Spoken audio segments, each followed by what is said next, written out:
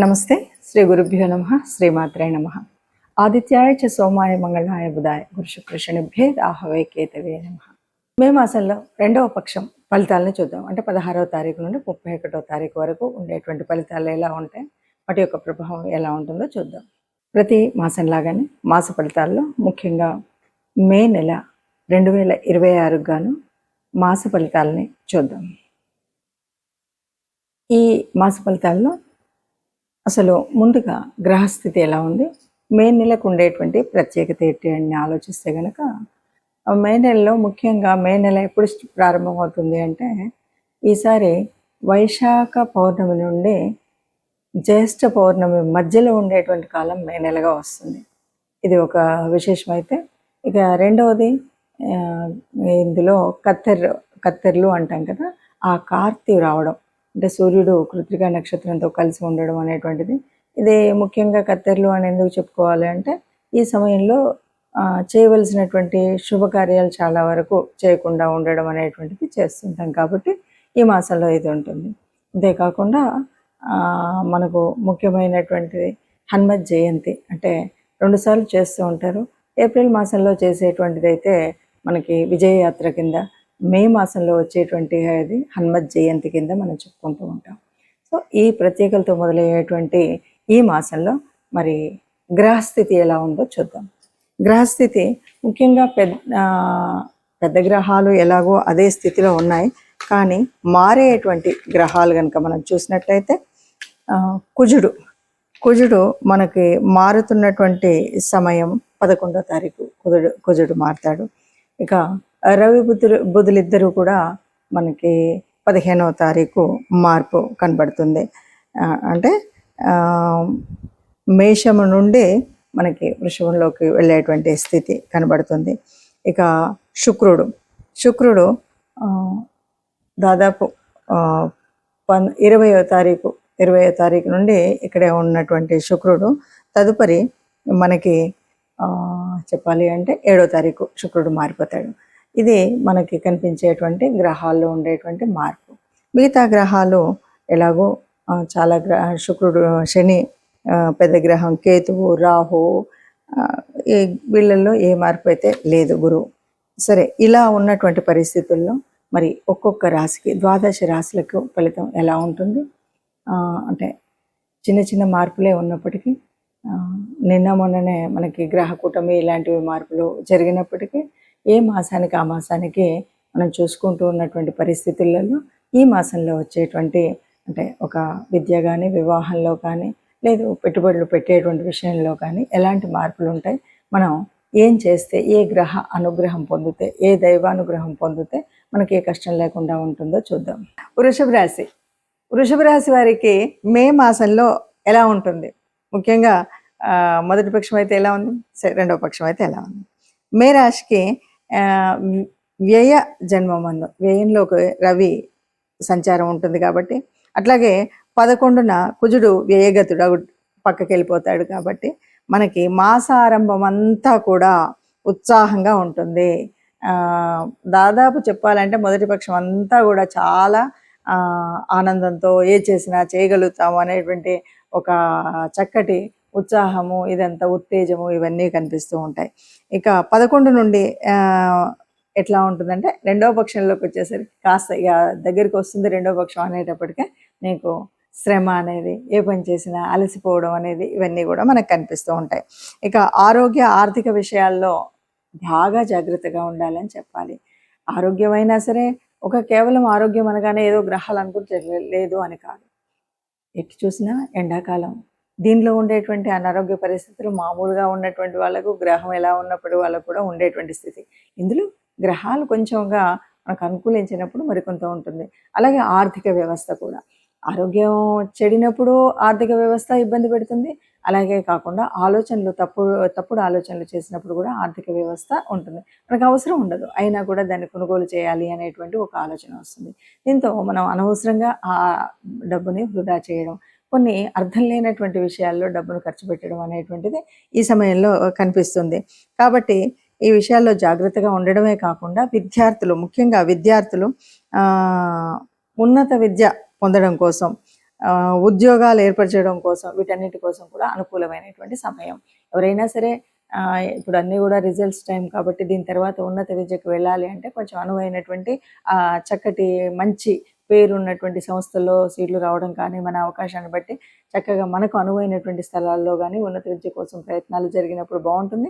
అలాగే ఉద్యోగాలకు సిద్ధంగా ఉన్నటువంటి వాళ్ళకు కూడా ఉద్యోగాలు పొందేటువంటి అవకాశం, మంచి ఛాన్సెస్ వస్తాయంటారు కదా, అలాంటివి ఉంటాయి. ఇక ఇల్లంతా కూడా చెప్పాలంటే ఏదో రకంగా మనకు మొదటి పక్షం అంతా ఉండే ఆనందం అంతా కూడా ఒక మంచి శుభకార్యం చేసినట్టుగాను, లేదు అంటే ఒక విందు వినోదం శోభాయమానంగా ఉంటుంది. సెలవులు కాబట్టి బంధువులు రావడం ఏదో రకంగా కూడా ఆనంద ఉత్సాహాలతో హాయిగా ఉంటుంది. ఇంకా ఎవరైనా విదేశాలకు వెళ్ళాలి అనుకునేటువంటి వాళ్ళు ఉన్నట్టయితే వాళ్ళకి ఈ విదేశీ యానం బాగా ఫలిస్తుంది అని చెప్పొచ్చు. అంటే దానికోసం ప్రయత్నం చేస్తే కనుక విజయవంతం అయ్యేటువంటి అవకాశం ఉంది.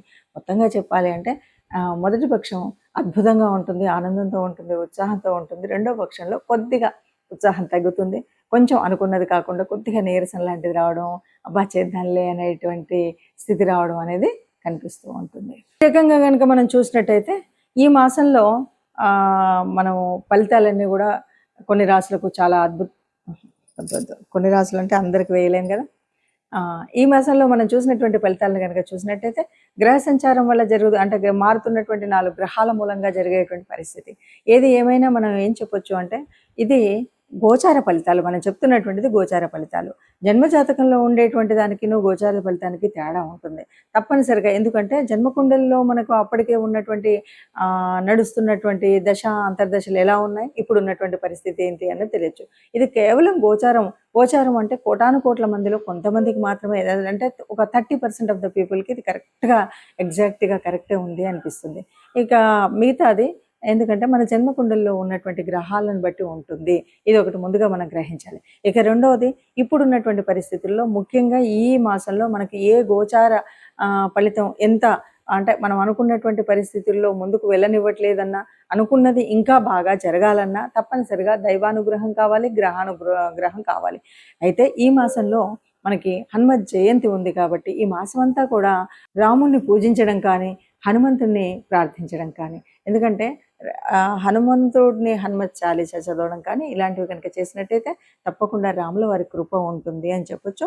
ఇంకా ముఖ్యంగా ఏదైనా సరే కీడు చెడు ఇలాంటివి జరుగుతున్నాయి అన్న టైంలో మనం తప్పనిసరిగా హనుమత్ ఆలయానికి వెళ్ళడం అనేటువంటిది ముఖ్యమైనది. కాబట్టి మనం ఇచ్చేసి వీలైన వాళ్ళు మనం నవగ్రహాల దగ్గరికి వెళ్ళడము, లేదు అదే కాలేదు అంటే ఏదైనా మీకు తోచిన దాన ధర్మాలు చేసినట్టయితే, ఇవేవి నాకు తెలియదు ఏ గ్రహం వల్ల ఏది అని అనుకున్నట్టయితే, అలా కూడా కాలేదు అనుకుంటే తప్పనిసరిగా మీరు ఏదైనా గోశాలకు వెళ్ళి గోమాతకు మనం గనక గ్రాసం ఇచ్చినట్టయితే తప్పనిసరిగా ఇప్పుడు ఏవైతే అననుకూలంగా ఉన్నాయి అనుకున్నామో ఇవన్నీ కూడా అనుకూలంగా ఉండేటువంటి స్థితి మనకు వస్తుంది. అందరూ హాయిగా ఆనందంగా ఉంటారు. ఇవి పెద్దగా భయపెట్టేటువంటి పరిస్థితి ఏం కాదు. మాసంలో చిన్న చిన్న మార్పులు జరుగుతాయి. ఆ చిన్న చిన్న వ్యత్యాసాలు కనబడుతూనే ఉంటాయి. మనం పట్టించుకున్నట్టయితే అంతగా ఉండదు. ఆత్మ నిగ్రహం ఉండాలి. అట్లాగే ఆత్మబలంతో సాగితే ఎంతటి మొండి పనైనా మనం పూర్తి చేసుకోగలుగుతామని తెలియజేస్తూ, మనకి మే మాసంలో వచ్చేటువంటి పండగ ముఖ్యమైనటువంటిది, అందరికీ ఇష్టమైనటువంటిది, ముఖ్యంగా యువతకి చాలా ఇష్టమైనటువంటి పండగ హనుమత్ జయంతి వస్తుంది. చాలామంది అడుగుతూ ఉంటారు, హనుమత్ జయంతి మొన్ననే కదండి చేసుకున్నాము, మళ్ళీ ఇప్పుడు ఏంటి అని. ఇక్కడ మనకు కనిపించేటువంటిది ఏంటి అంటే ఒక ఉత్సవం. మొట్టమొదటిగా వచ్చేటువంటి దాన్ని హనుమత్ విజయ యాత్రగా చెప్పుకుంటాం. రెండవది హనుమత్ జయంతి. హనుమంతుడు పుట్టడము అంటే ఈ లోకాలన్నింటినీ కాపాడడం అనే చెప్పాలి. హనుమత్ జయంతిని మనం అంత విజయోత్సవంగా విజయయాత్రలు చేసుకుంటూ చక్కగా ఎటు చూసినా కూడా కాషాయ వర్ణాలతో హనుమత్ ధ్వజాలతో అందరూ కూడా ఆనందంగా ఎందుకు తిరుగుతారంటే, ఆనాడు రామాయణ కాలం నాడు మరి రాముడి జయానికి మూల కారణమైనటువంటి వాడు. అలాగే ఇప్పటికీ అప్పటికి ఎప్పటికి కూడా ఒక తేజస్సు కానీ, ఒక చైతన్యం అంటే ఎలా ఉండాలి, ఒక దాసతత్వం అంటే ఎలా ఉండాలి, ఒక స్నేహం అంటే ఎలా ఉండాలి, విజ్ఞానంలో నవవ్యాకరణం తెలిసినటువంటి వాడు అంటే ఎలా ఉండాలి, ఒక కార్యశూరత్వంలో ఎలాంటి స్థితి ప్రజ్ఞత ఉండాలి, కార్యాన్ని సాధించుకురావడంలో ఎలా ఉండాలి, ఇవన్నీ మనకు చెప్పేటువంటి వారు హనుమంతుల వారు. అందువల్ల హనుమత్ జయంతి మనందరికీ కూడా ఎప్పటికీ చైతన్యాన్ని అందించేటువంటిది, ఒక పనిని నిర్విఘ్నంగా పూర్తి చేయగలిగే శక్తి సామర్థ్యాలు కావాలి అంటే హనుమత్ జయంతిలో మనము ఆ రోజు హనుమంతుడిని ప్రార్థించడం, పూజించడం, హనుమాన్ చాలీసా చదవడం, మరి దండకాన్ని చదువుతామా, లేదు సింధూరాన్ని వేయిస్తామా, వడమాల వేయిస్తామా, ఇవి ఏమున్నా సరే ఇవన్నీ కూడా మన పూజా విధానంలో ఒక భాగమే అనుకుంటాం. హనుమత్ దేవాలయాల దగ్గరికి వెళ్ళి చక్కగా మన వాహనాల్ని ఏ రకమైన ఇబ్బందులు రావద్దని పూజించుకోవడం, మనం అక్కడికి వెళ్ళి నాకు ఏ రకమైనటువంటి దుష్ట పీడలు ఇలాంటివి ఏవి నా శరీరానికి రాకూడదని దైవ అనుగ్రహం పొందడం, ఇవన్నీ ఒక ఎత్తు. ఇవి కాకుండా మనం హనుమంతుడి నుండి నేర్చుకోవాల్సినటువంటిది ఏమిటి అంటే, ఎంతటి వాడైనా సరే ఎక్కడ ఎదగాలో ఎక్కడ ఒదగాలో ఇది తెలిసినటువంటి వాడు హనుమంతుడు. ఎక్కడ స్నేహాన్ని ఎలా చేయాలో, ఎవరితో ఎలా మాట్లాడాలో, అంటే నవవ్యాకరణ పండితుడు. అలాగే గురువు దగ్గర ఎట్లా ఉండాలో, మరి ఆయనకు సాక్షాత్తు సూర్యభగవాన్ని గురువుగా తాను రిక్వెస్ట్ చేసిండనే చెప్పాలి అంటే, ఎందుకంటే సూర్యభగవానుడు నిరంతరం చలిస్తూ ఉండేటువంటి ఆయన దగ్గరికి తనతో పాటు తిరుగుతూ నవవ్యాకరణాలను నేర్చుకున్నటువంటి మహాపండితుడు. కాబట్టి విద్యార్థి లోకానికి ఎప్పటికి కూడా మనం ఏదైనా జ్ఞానం నేర్చుకోవాలంటే ఎలా ఉండాలి, ఎంత నిరంతర ప్రయత్నం ఎలా ఉండాలి, ఇవన్నీ విషయాలు చెప్పేటువంటిది అది. అంతేకాదు ఒక కార్యాన్ని సాధించాలి అంటే కేవలం రామనామంతో నేను ఏదైనా చేయగలుగుతాను అనేటువంటి సంకల్పంతో గట్టిగా ఉండి అన్నీ రాముడే చేస్తున్నాడు అని చెప్పేటువంటి వాడు.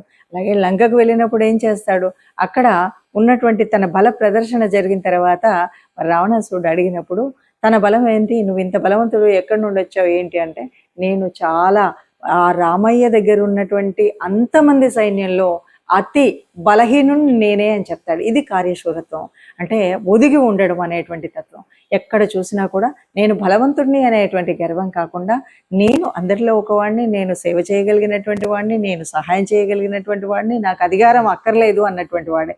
అందుకే కదా సుగ్రీవుడి తనకు ఒక రాజ్యాన్ని ఉండగలిగినటువంటి అయినప్పటికీ కూడా సుగ్రీవుడి దగ్గర మంత్రిగా పనిచేసినటువంటి వాడు. ఆ మంత్రిత్వం రాజుకి ఆ రాజ్యం లేని రోజు కూడా మంత్రిగా తన దగ్గరే ఉండిపోవడం, ఇది గొప్పనైనటువంటి లక్షణం.